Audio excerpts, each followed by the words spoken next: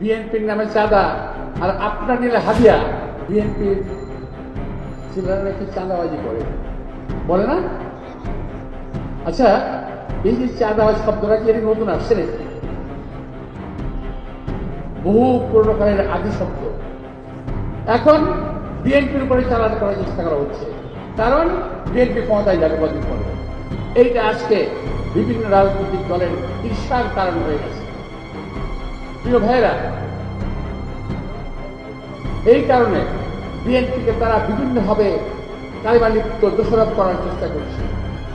আর আমরা একটা কথা বলতে চাই, এই সমস্ত কথাবার্তা বলে বিএনপির নামে চাঁদা আর আপনার নিলে হাদিয়া এমন কথাবার্তা বলার তো ঠিক না।